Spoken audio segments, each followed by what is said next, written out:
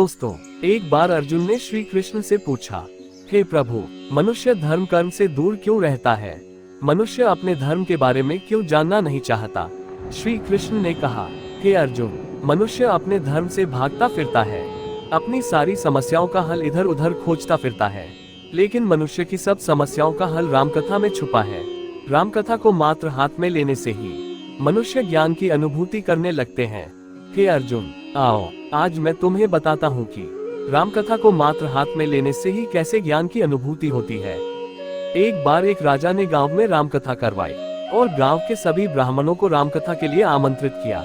उनमें से एक ब्राह्मण अनपढ़ था, उसको पढ़ना लिखना कुछ भी नहीं आता था, इसलिए वो ब्राह्मण सबसे पीछे बैठ गया। उसने सोचा कि जब पास वाला ब्राह्मण रामकथा का पन्ना पलटेगा, तब मैं भी पलट दूंगा। उसने काफी देर तक देखा कि पास बैठा ब्राह्मण पन्ना नहीं पलट रहा है। उतने में राजा चक्कर लगाते लगाते उस अनपढ़ ब्राह्मण के समीप आने लगे, तो उसने एक ही रट लगा दी कि अब राजा पूछेगा तो क्या कहूँगा, अब राजा पूछेगा तो क्या कहूँगा।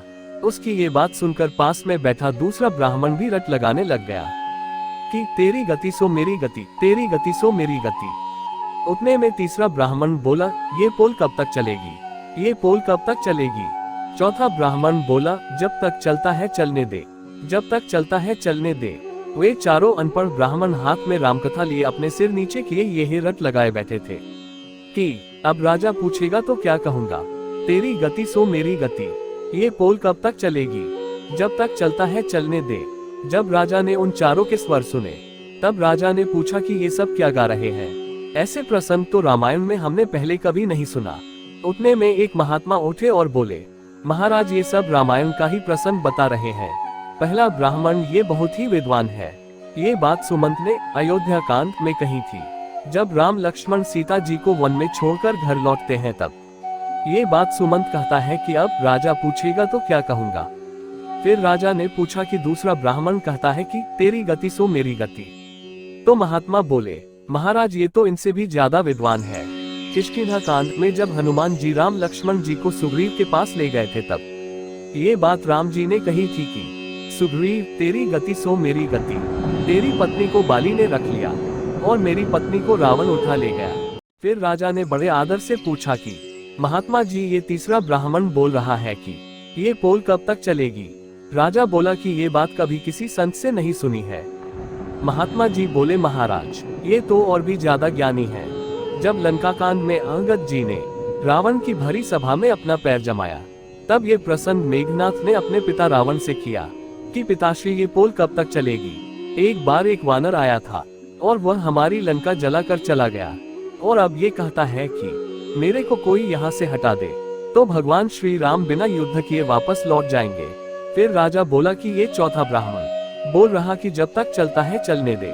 तो महात्मा जी बोले, महाराज, ये तो इतना बड़ा विद्वान है कि कोई इनकी बराबरी नहीं कर सकता। ये मंदोदरी की बात कर रहे हैं। मंदोदरी ने कई बार रावण से कहा कि स्वामी, आप जिद छोड़ सीता जी को आदर सहित राम जी को सौंप दीजिए, अन्यथा अनर्थ हो जाएगा। तब ये बात रावण ने मंदोदरी से कही कि जब तक चलता है चलने दे, मैं तो दोनों तरफ से खुश हूँ। अगर राम के हाथों मारा गया तो मुझको मुक्ति मिल जाएगी, और अगर मैं युद्ध जीत गया तो तीनों लोकों में मेरी जय जयकार हो जाएगी।